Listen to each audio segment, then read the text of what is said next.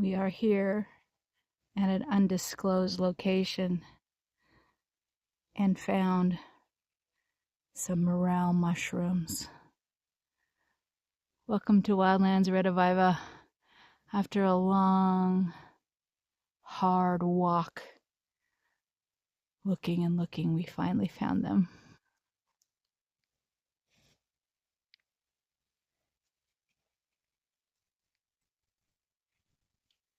All right, so here we are. Morel mushrooms.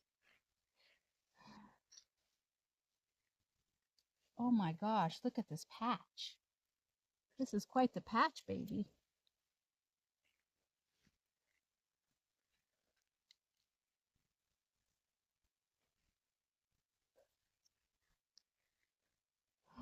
We're gonna have dinner tonight. Yes! So happy we found them.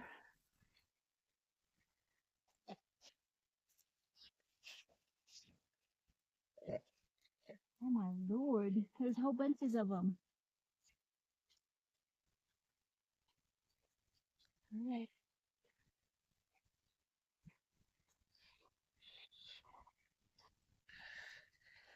I'm sure there's more that I missed. There's Mike looking for some more.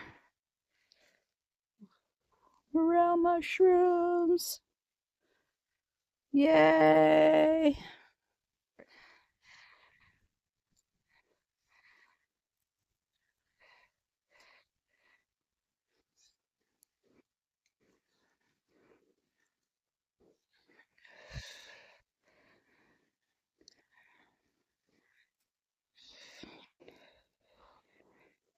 Oh my gosh, he's big.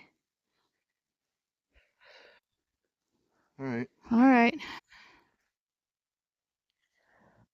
Welcome to Mike and I's kitchen. Today I'm cleaning the morel mushrooms that we picked up on the mountain yesterday. We put the morels in paper bags because it's better for the mushroom, otherwise they get moldy. We have a mushroom book so we can identify them, but morels are a pretty easy mushroom to identify. They're really cool mushroom. I like to clean them with a toothbrush, and then maybe if the stem has like a lot of dirt in it, I'll just cut the little piece of the stem off of it, like at the edge. If they've been pulled up, sometimes we do field cleaning, so, with our knives so that we don't have to, like this one was cut, the stem. But otherwise, when you pull them, there's that little nub at the end. These mushrooms are spring mushrooms. The morels only come up in the spring. Occasionally there'll be a rare one that doesn't adhere to the rule. But generally speaking, these mushrooms love the pine trees, Douglas firs. They like to be around aspens as well. So where you have the aspen and the pines together, they can be anywhere, but those they really like. They also like this Mormon tea bush. So up in the mountains here in the Pacific Northwest, these big bushes with large trees. Maybe I'll find a picture and put it up so you know what to look for. When you're out picking, or if you want to take a trip to the mountains to see if you can find any of these morels, generally there'll be people because when they're up, people love these morels. They're one of the most tasty morels and most expensive to find.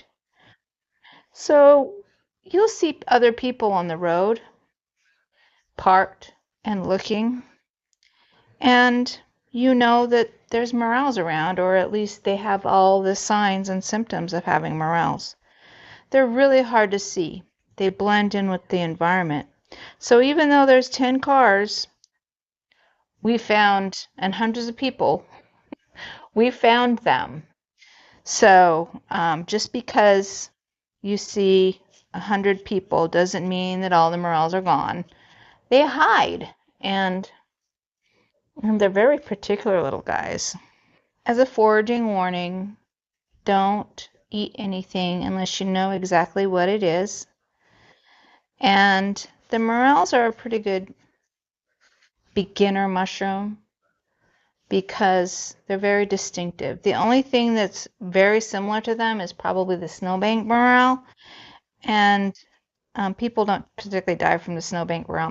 Well, you might get a stomach upset, but and the snowbank morel, their their stems are fatter. They don't have these thin, skinny stems. They're thick.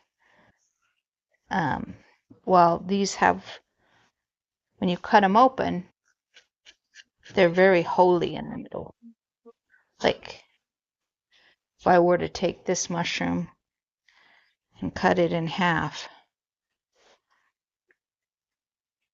see how it's empty inside? They're hollow. Snowbanks don't have that. They're very distinctively different. Some people do find the spore print of a mushroom. That's one of the ways that that mushroom people identify what a mushroom is. So they take a mushroom and they cut it in half and they'll put it on a piece of paper or white paper, typically black paper, and leave it there. And then these spores come off this mushroom, and that's one way they identify them. They also identify with the hollow inside and um, how the inside,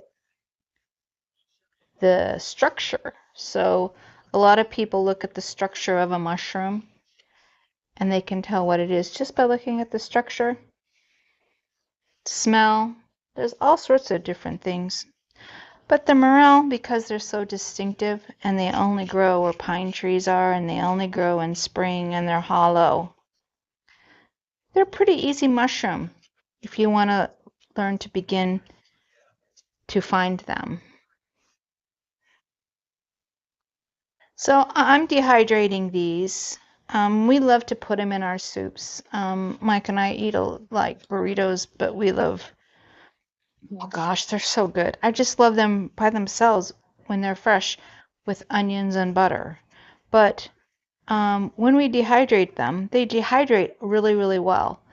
Unlike the chanterelle, which once you dehydrate the chanterelle, it's really, really chewy and it just doesn't dehydrate well. But these morels, they dehydrate really, really well. They maintain their flavor and their structure. So they're really great in soups.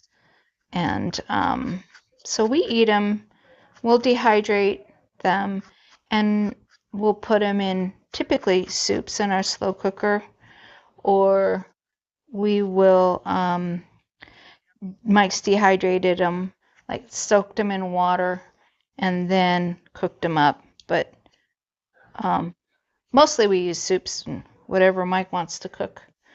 Um, he's a good cook, so he's really good at cooking whatever.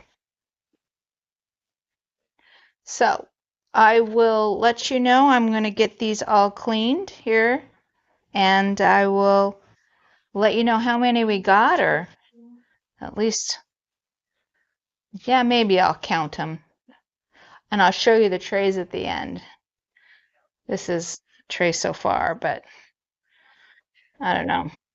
We'll see if I can get them all into this one dehydrator without digging out the other dehydrator machine. So this is, ooh, I guess we'll do it this way. Our morels ready to be dried. Our wonderful pickings and beautiful morel mushrooms. Smells great.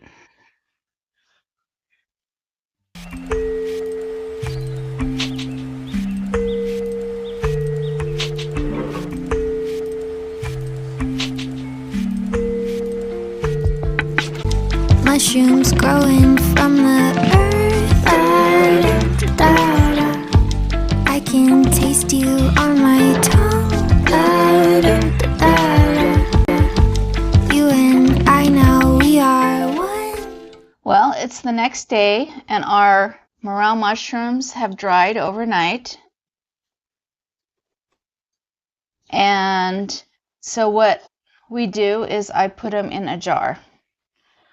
So I just get these canning jars at the store, and we know that they're dry because they crack. So usually overnight is plenty to dry them, unless they're huge, and that might take a little longer. And we just put them in from the dehydrator trays into the jar.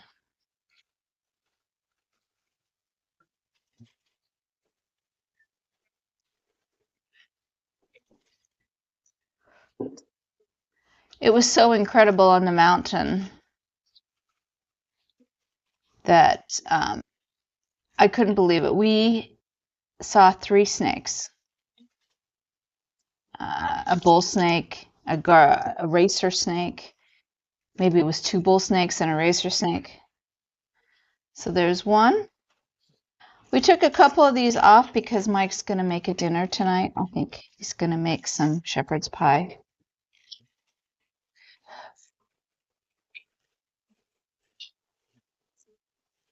And the dogs were so much fun, but it was a lot of work because you're walking up and down the hills looking for mushrooms. And so it's a lot of effort. Thank you for watching our video. What we're going to do next is I think we're going to go do some more morel picking. And next week we're probably going to harvest some seeds. The cambii, which is a type of lamadium, and violets. So there's a field of violets that we're probably going to go. I may get some recording in and harvest the seed for these beautiful native violets. They should be ready soon, although we did get a lot of rain, so we have to make sure to get them to dry. We'll have a couple of days. So we're going to be looking for those next week. And that's about it. I'm so happy we have 41 subscribers. Thank you, everyone, to subscribe to our channel. It's so exciting that there's like 41 already. I can't believe it. So I'm still working on improving things. I changed editors from the LumaFusion from CapCut to LumaFusion. So it is a learning curve. And I think the next video is the end of the month video. I'm going to try and get this one done before I post it. It's the year in bloom for April. There's some really pretty flowers on it. So Mike and I want at least a couple of these jars so that we can put them in soups. I'm impressed. I shake it a little bit, try and get them all in, because that's pretty cool that there's enough to fill this whole jar. That's really exciting. Very exciting. Oh, goodness. Ooh. One of my hairs. That's not good. I should have put my hair up in a cap. I had my hair up in a cap. Well, again, please like if I've made any improvement. It's my goal to improve 1%. I think I've improved 1% from the first video I posted in January.